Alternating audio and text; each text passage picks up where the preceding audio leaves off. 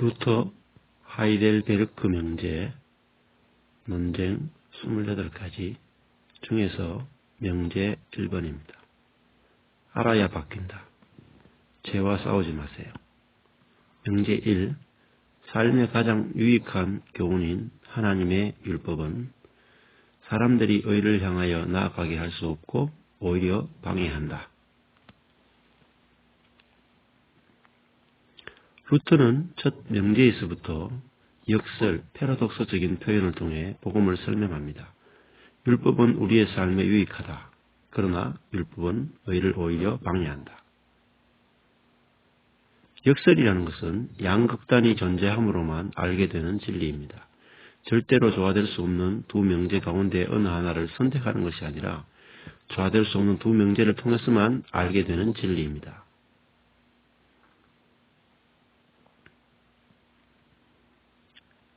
양극단이 존재해야만 우리는 진정한 진리를 알 수 있게 되는 것입니다.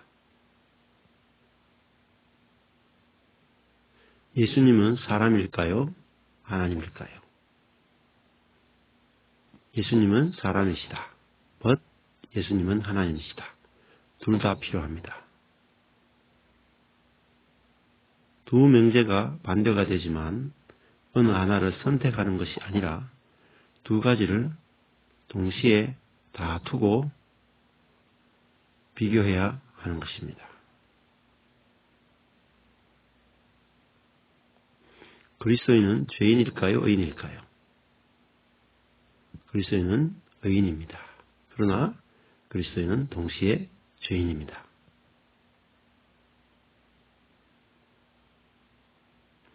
율법은 폐해졌습니까? 유지됩니까? 율법은 폐해졌습니다. 그러나 율법은 유지됩니다. 반대도 마찬가지죠. 내가 사는 것입니까? 그리스도가 사는 것입니까? 그리스도가 사는 것입니다. but 내가 사는 것입니다.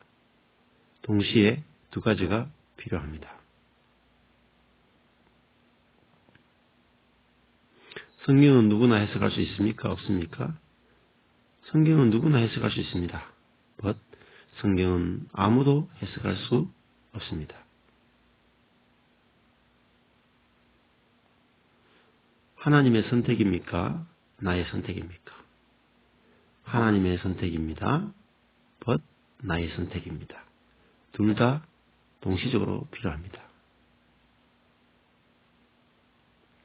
내가 죄를 지었습니까? 죄가 나를 죄짓게 했습니까? 내가 죄를 지었습니다.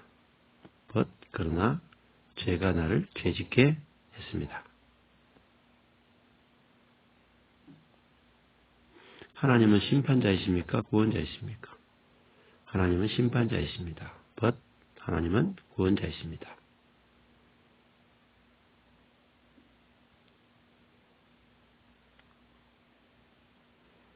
명제 1과 명제 28은 둘 사이에 사다리가 놓여 있습니다.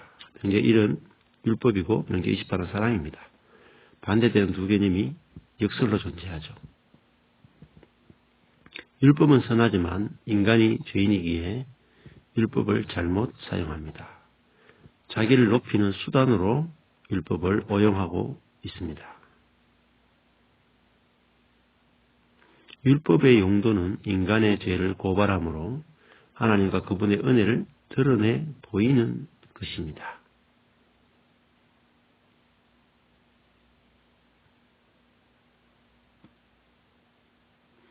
타락한 인간은 율법을 대할 때 첫 번째 지키려고 하고 두 번째 지켜서 높아지려고 합니다.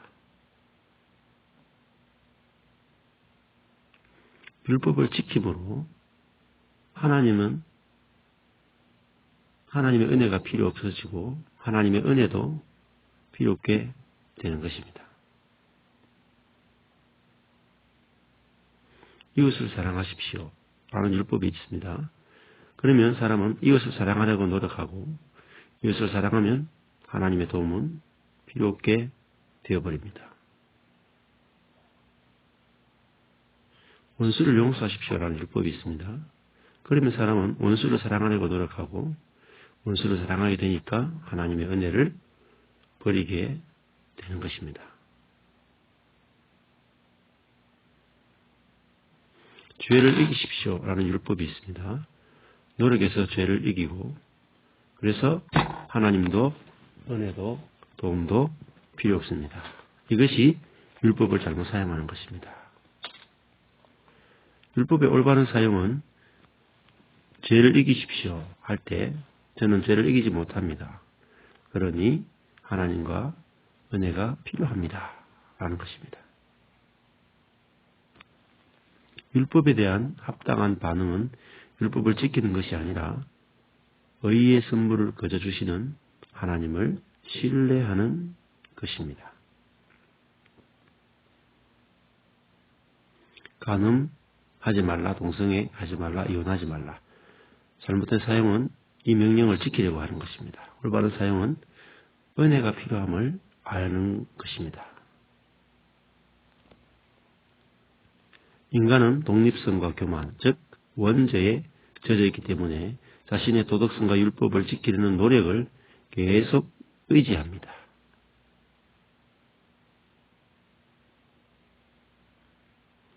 의로운 율법을 자신의 의를 세우기 위해서 잘못 사용하고 있습니다. 대부분의 교회와 성도들이 이런 삶을 살려고 노력하고 있습니다. 율법을 지키려고 노력해서 지키는 데 성공하면 오히려 죄악이 더 정대되는 모순에 빠지게 됩니다. 율법을 지키면 자기 의가 정대되죠. 기독교인의 율법을 지키려는 노력은 자기 의를 정대시켜 하나님의 은혜를 거절하는 죄를 증가시키게 됩니다.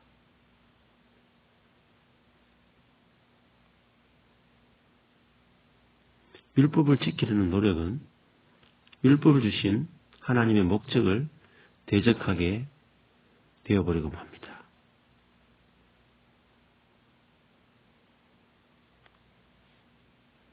죄인임을 깨닫도록 율법을 주셨는데 의인을 자랑하고 교만을 정당화시키고 죄를 증대시키게 되는 것입니다.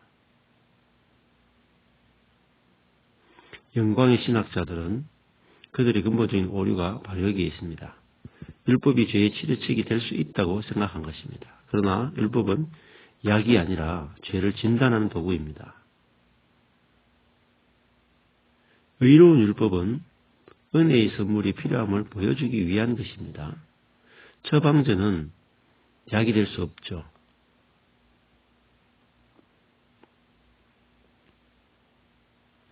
청년의 정욕을 이기기 위해 죄와 피 흘리기까지 싸워 이기라.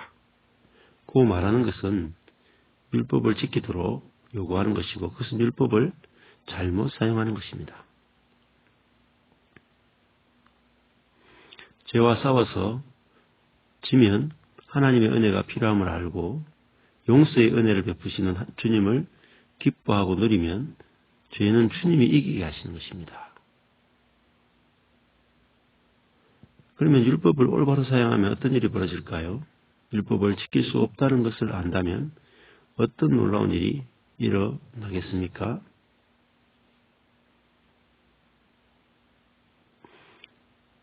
율법을 올바로 사용하면 나 자신이 율법을 지키지 못했을 때 당연하게 받아들이고 정죄감에 빠지지 않게 되고 편안하게 됩니다.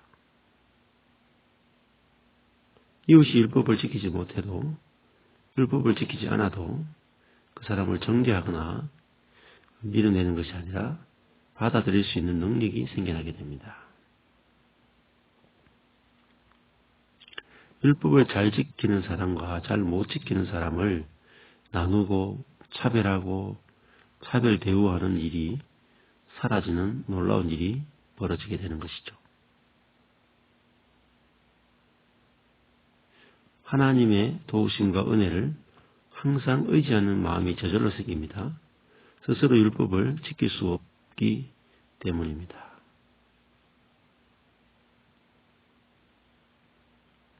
율법을 못 지킨다고 서로 싸우던 사람이 싸움이 그치게 됩니다. 율법을 못 지킨다는 사실을 받아들이기 때문이죠. 교회 안에서 높고 낮음이 없어지고 은혜 아래서 모두가 동등한 존재로, 은혜가 필요한 존재로 서로 사랑하게 되어집니다. 조금도 노력하지 않았는데 율법을 안 지킨다고 미워하는 사람을 있는 모습 그대로 받아주게 됩니다.